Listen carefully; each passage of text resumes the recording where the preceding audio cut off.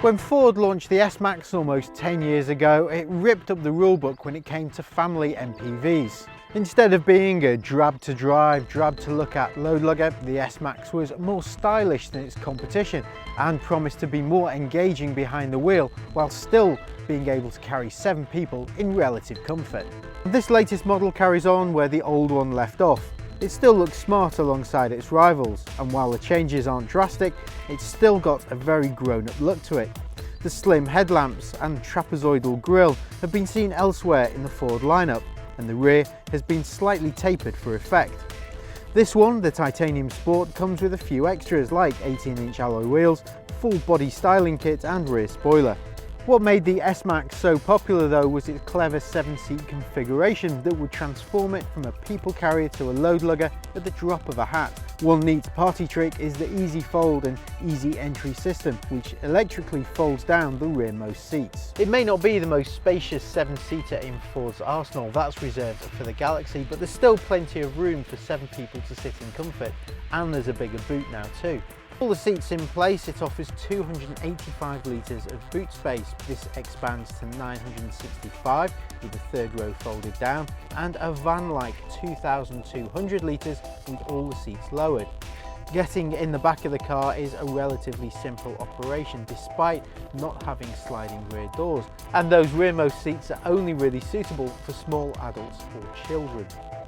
Up front, the dash layout is extremely modern and straightforward to use. An 8-inch multimedia touchscreen system is standard and is a vast improvement on Ford systems of old. It controls the sat-nav, DAB radio, MP3 connectivity and general car settings, and is pretty straightforward to use. For an extra 450 quid, you can upgrade to this Sony system, which comes with an improved sat-nav, more powerful amp and extra speakers. The seats are comfortable and supportive and fully adjustable too, as is the steering wheel, which means it's easy to get the perfect driving position. There's no shortage of storage bins either. So on to the business of how it drives, and this is without doubt one of the biggest selling points of the S-Max. Whereas most MPVs tend to be a little bit dull and drab behind the wheel, the S-Max is definitely more engaging. In fact, at times it's easy to think you're driving something smaller like a Focus. The lower centre of gravity makes it more stable in the corners, and the steering is sharp and responsive. There's also an all-wheel drive version which improves grip, but in reality it's not necessary unless of course you use it for towing.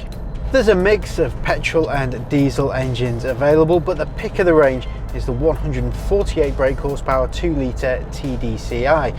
It returns around 56 miles per gallon and emits just 129 grams per kilometre of CO2.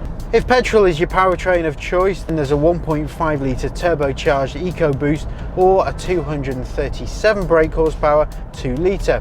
But don't be fooled into thinking this is a hot MPV.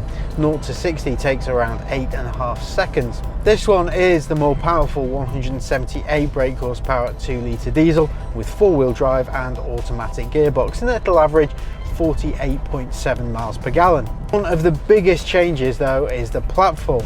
The S-Max now shares the same platform as the latest generation Mondeo, which, according to Ford, means there's a marked improvement on refinement, sportiness and ride quality.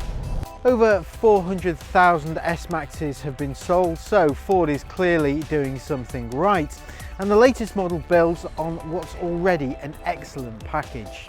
Its clever seating, excellent drive, premium looks and practicality will continue to make it a popular choice. The only downside is that it can be quite expensive, especially when you start adding optional extras, so tick carefully.